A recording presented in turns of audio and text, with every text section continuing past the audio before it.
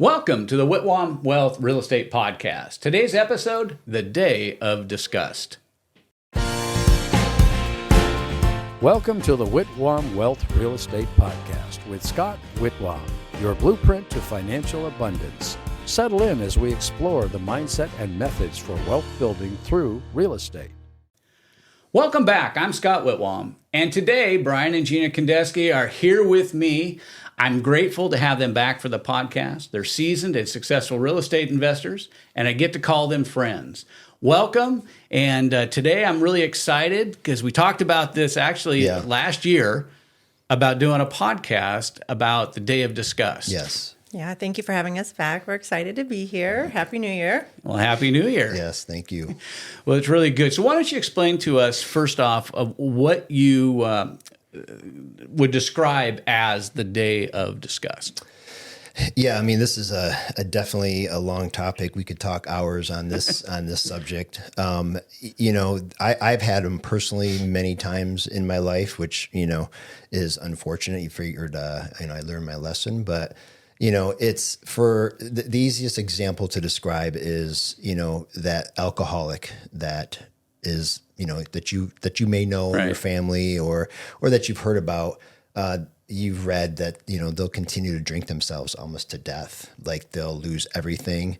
And everyone in their life is telling them, hey, what are you doing? Like, hey, you're losing your kids, you're losing your wife, you're losing your job. Like they're telling you everything. Right. But until they personally want to stop or try to get help, they'll never get help.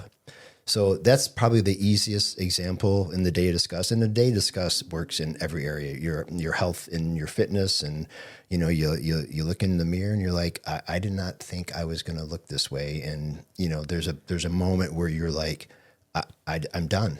So you got to come to a point where you're just absolutely so done with the situation. Yeah.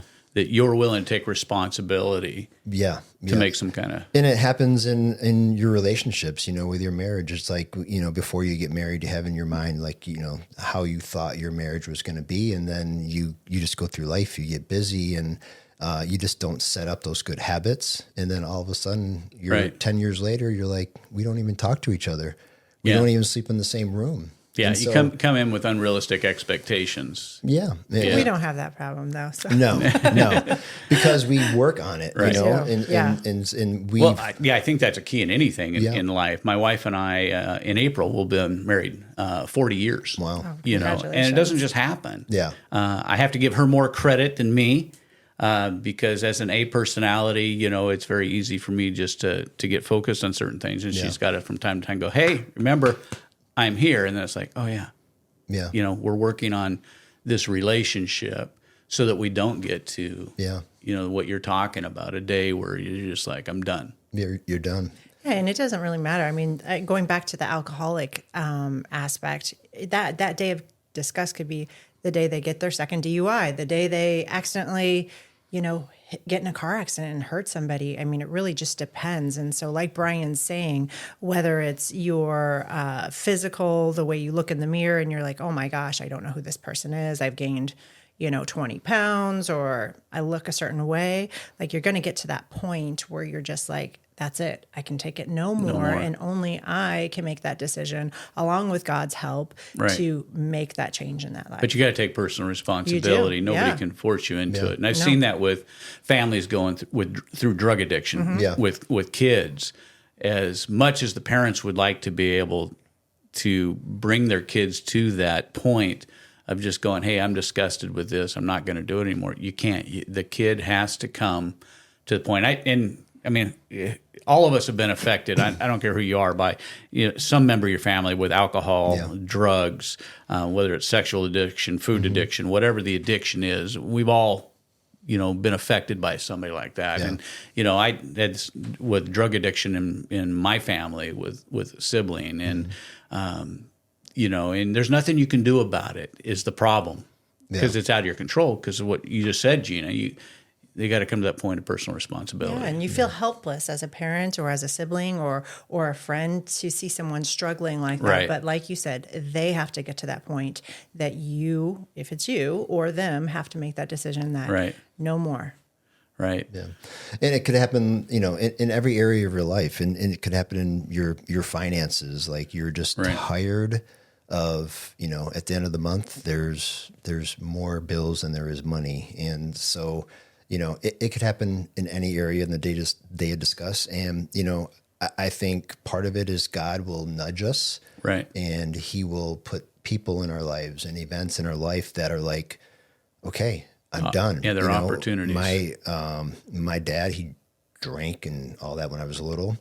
And one day he got a DUI and never had another sip again for the rest of his life. So it takes willpower. He never went to AA, never took classes, counseling. He just was done. And I don't know why. I never really asked him what made him come to that point where I'm done. But that's interesting, where it was just cold turkey. My mom, she was, she just become a Christian, and she smoked. I mean, they grew up in that generation where if you didn't smoke, you were weird, that kind of thing. And so she smoked all her life, and when she was in her 40s, one day it was just like God, hit her, and she actually took and put out her cigarette and grabbed, this is back before, all of our electronic stuff. Yeah. So we communicated in the family by a cork board. She actually took the butt of that cigarette and a stick pin and stuck it on the cork board where we would pass notes to each other, things to do.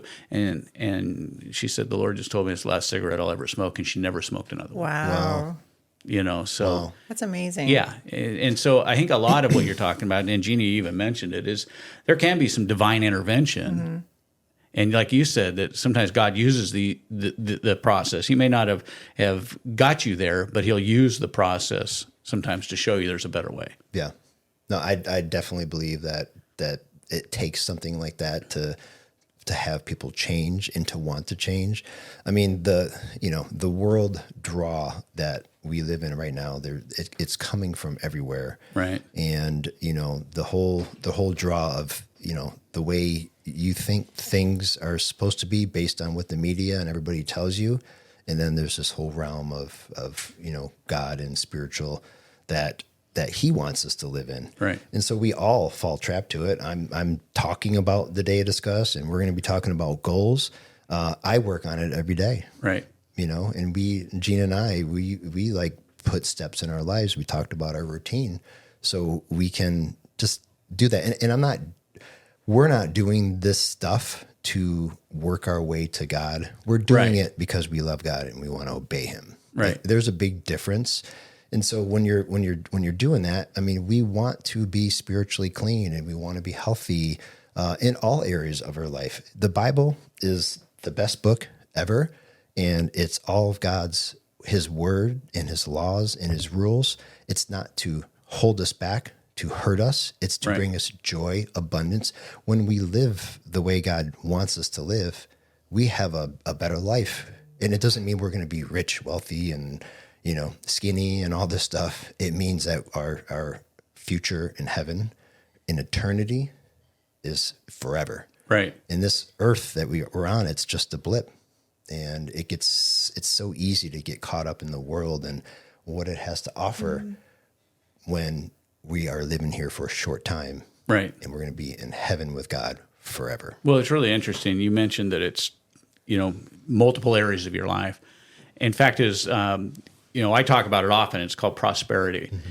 And a lot of times when you talk about prosperity, people think it's just about money. And so when they look at their Disgust, they're like, well, I'm doing okay financially, therefore life must be good. Or when they set their goals, they only talk about money goals. But prosperity is a lot more than that. Yeah. You can prosper in your mind, right? You can have clean, clear mental health. Joy. Oh, isn't peace. That the goal for everyone? Yeah. Seriously. Joy and peace. Yep, the fruits of the spirit. Yeah. I mean, that's taped up on my mirror. That's what I look at every day. Yeah. And that goes right in with what you're saying. Right, and that's what prosperity is. In the Greek, there's a word, it's called zoe. And it talks about the completeness that God created man to live in. So, spiritually, so we would have a relationship with God.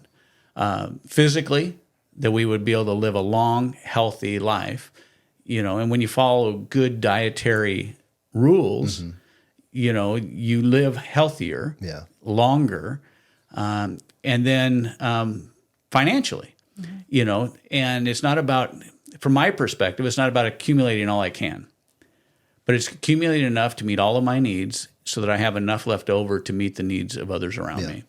And that's what prosperity is. And what happens is we get one of these things out of balance.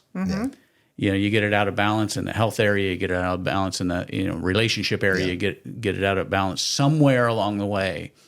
And then what happens is it starts to bring you every day closer to that day of disgust, because at some point it's going to get so out of balance that you're going to hit rock bottom in some area. For sure. And you think about it, and it's going to affect different people different ways. If whether it's irritability or it's illness inside your body, if you're completely out of balance based on those, your spirituality, your financial, your relationships, your physical, all of that, like something's going to go askew, and you're going to get to the point that you're like, I can't handle this. My body can't handle this.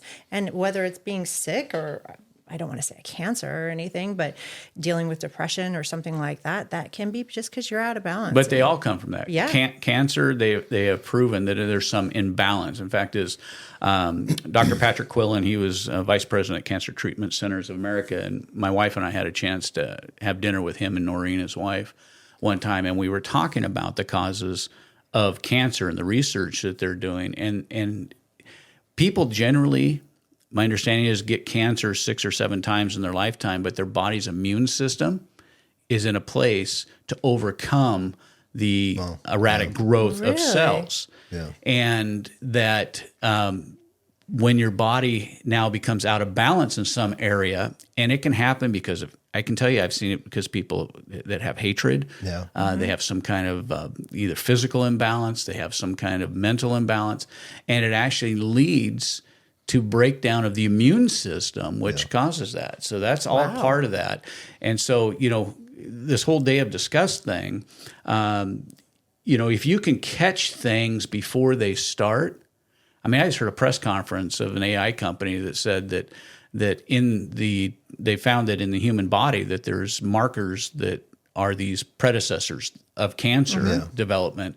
And if they can find them early through diagnostics with AI that can digest a whole lot more information than a human doctor can sit and look at the papers.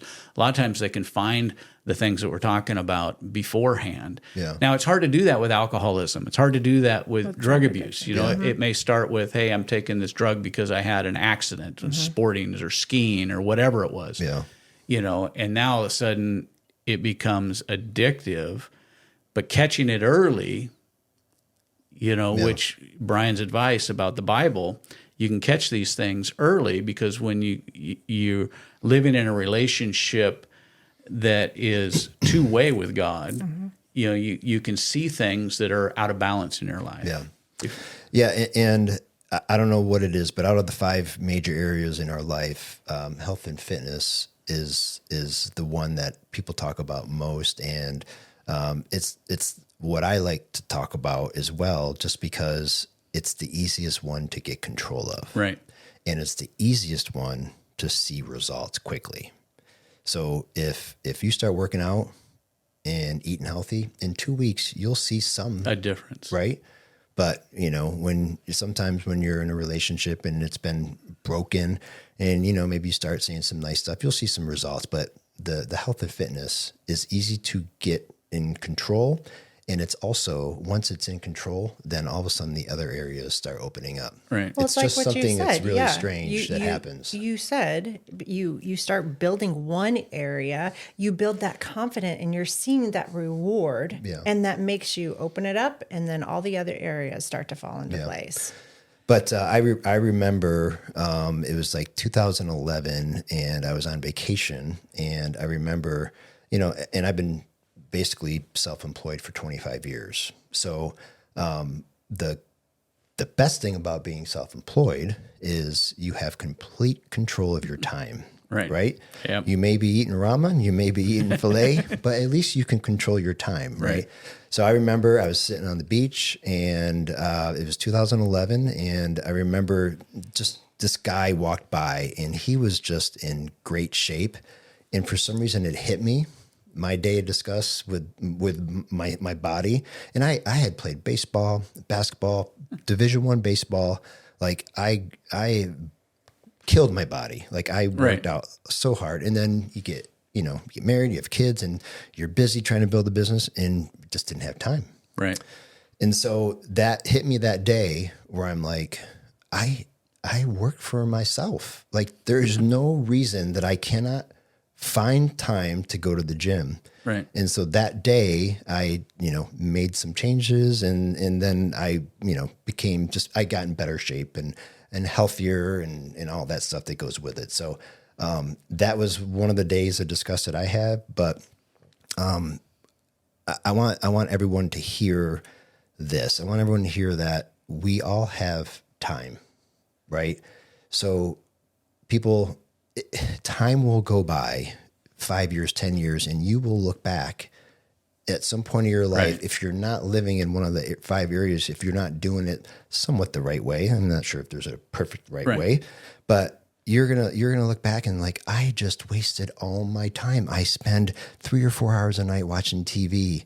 I'm not building relationships. And just think about what you can do. Reading a book instead of turning on the TV, and you're educating yourself, which maybe you buy a book in the area that you're struggling with. If it's finances, you go to Amazon and there's thousands of them. Books on finances, yeah. And go to YouTube. Just type in what your problem is. Like, how do I save more money? And you'll see hundreds and hundreds of them. But, people, there's time. We waste time. We are time wasters. Oh, that's absolutely. what we do. But that's what we're trained to do. Like that means like, oh, I've worked hard, so now I get to sit on the couch for 6 hours because I deserve it. I deserve it, right? What is that? I do that sometimes. You get wore out. You like turn on a game and but then you're like, you've turned on the game, you watch it for 3 or 4 hours, and then you're like, oh, it doesn't make you feel better. And I'm asleep on the couch by then. And you're asleep on the couch. Well, you feel like you've wasted your night. Like I could have like whatever it is. It doesn't have to be so intense, but it could just be, I could have called my mom. I could have reached out to one of my kids. I could have read a book. Could have gone to a walk to the park with the dogs and walked with my wife. Like, think about that. Yeah, there's a lot of other things that you could have. It's just bad habits. Yeah. That's all it is. But those bad habits, and people are like, I'm 20, I'm 25. I've got all the time in the world, right? But we're going to reach a point in our life, if we're not living intentionally, we're going to look back and we're going to be filled with regrets. Yeah, absolutely. That's one of the biggest fears that I have. I don't want to be filled with regrets in any area of my life. Like opportunities with Gina or my kids or whatever, like that's what you don't want to do. You don't want to look back and like, man, I wish I would have done something different. So live now, be present, get off your social media, make the decision now. Turn off the TV, put your phone down, be present, just sit, play games. Like, I don't know what that looks like for everybody. For everyone, it's going to be different, but I just want people to hear that we all have the same 24 hours in a day. How are you going to spend it? Yeah. And I would say one of the things that I think that people feel ashamed about, and that's getting help. Mm-hmm. Sometimes when you come to your day of disgust, not everybody is as motivated as I am, and probably not as motivated as you two are, right? Yeah. There's nothing wrong with getting help. Yeah. Whether it's spiritual help from a pastor, whether it's counseling help from, a psychologist to help you get through some stuff, whether it's help in a program, a recovery program to say, hey, look, I realize that I've come here and I can't do this by myself. Yeah. I've been fortunate. I've come to a couple days of disgust. One of them was when I was 18 years old, and I grew up stealing alcohol from mom and dad. They used to buy these little bottles, and we would go and party and have kegers in high school, and all the kind of rebellious stuff that you kind of do.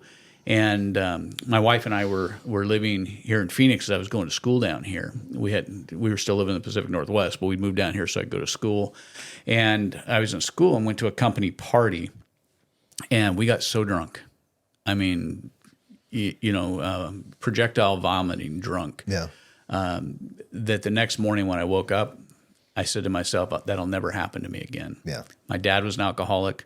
My grandpa was an alcoholic. My uncle was an alcoholic. And my brother was headed that direction. I said, this will never happen to me again.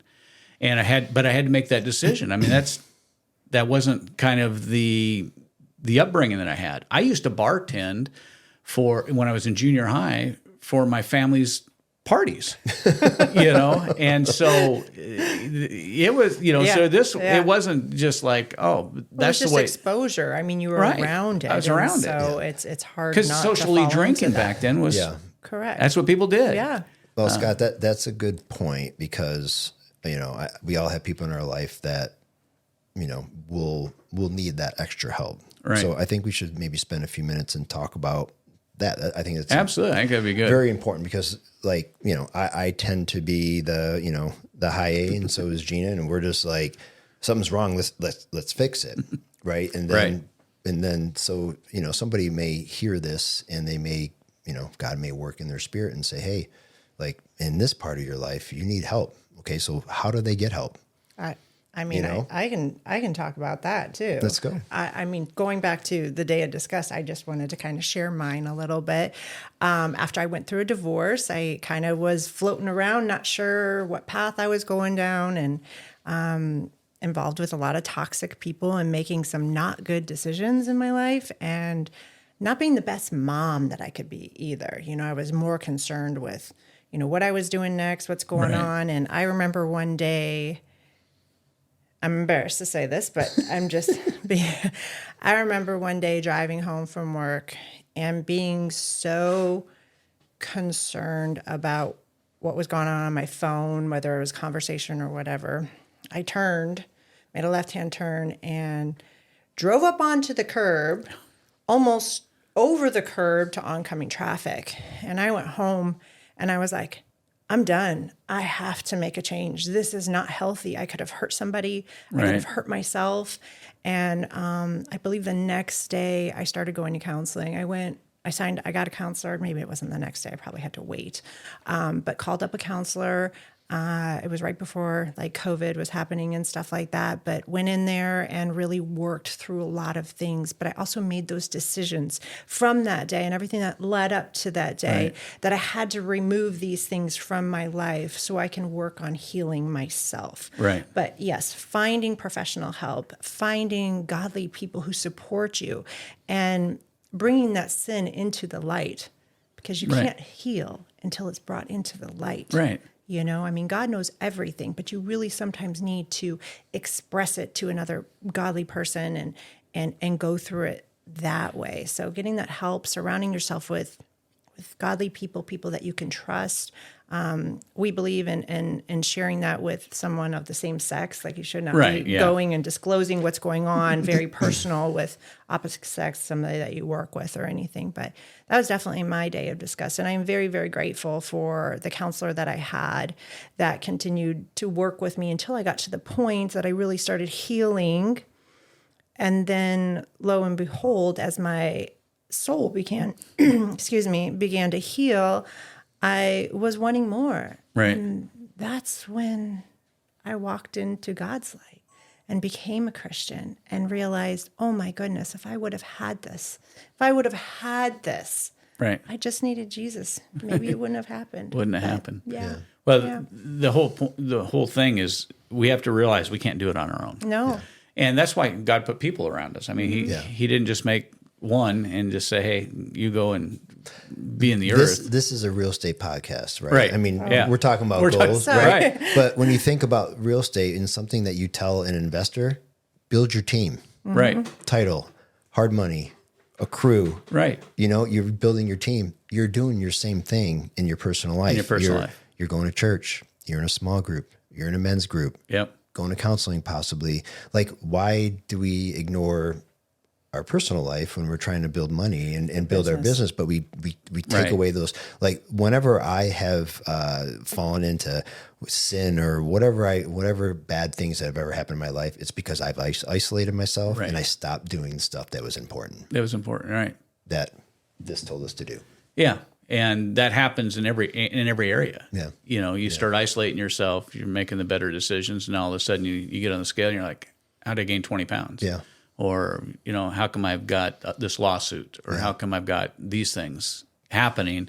And a lot of times because we've isolated ourselves, we've avoided wise counsel. Yeah. We've avoided, interacting with people who can build us up. And that's part of, when we talk about this being a real estate podcast, that's part of the reason why I have you guys here, is because you can help build, others up. Yeah. You build me up when we're together and we talk, I'm always looking for people who are going to get me, and so when I have shortcomings in my life, that's what I'm looking for. And I've been through counseling myself. My wife and I have been through many different marriage counselors, because we knew it was important for us to learn how to communicate. People think that marriage, I guess, is somehow you get this certificate and it's going to overcome the fact that you came from two different cultures, were raised in two different ways, have two different ways of thinking, and all of a sudden the certificate is going to fix all that. Yeah.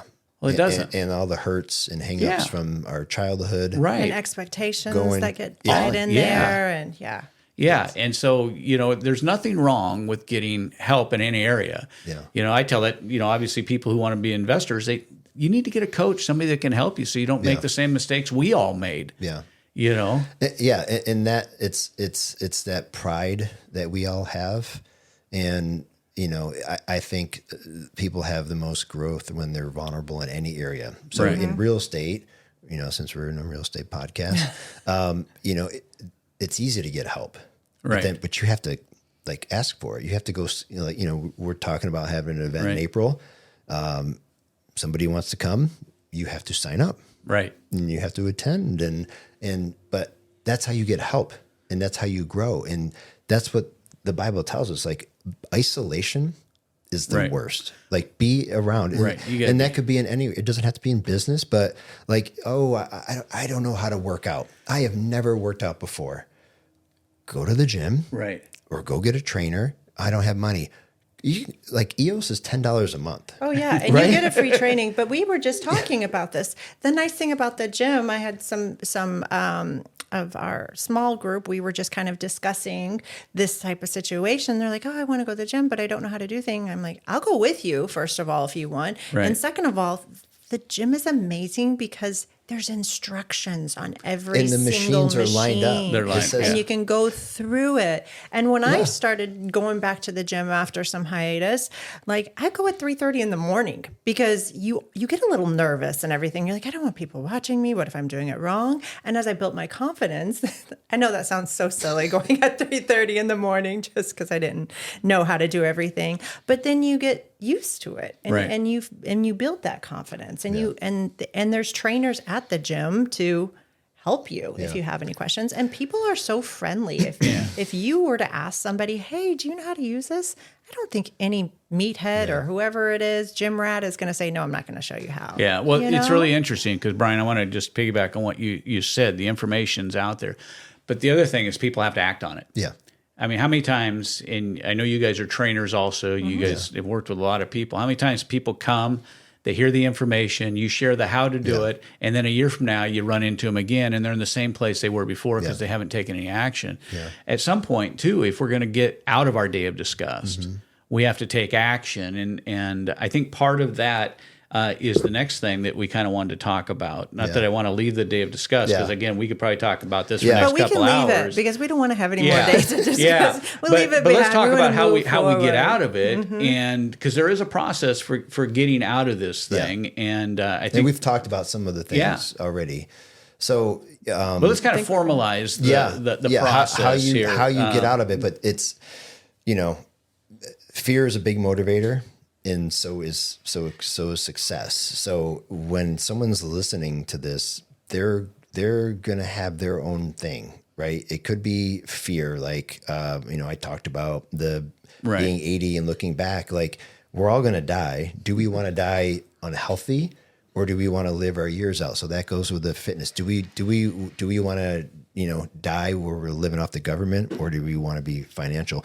Do you want to die alone? Right. That's a big one. Think about it. Yeah. Think about you're on your deathbed, you're looking around, and there's a nurse.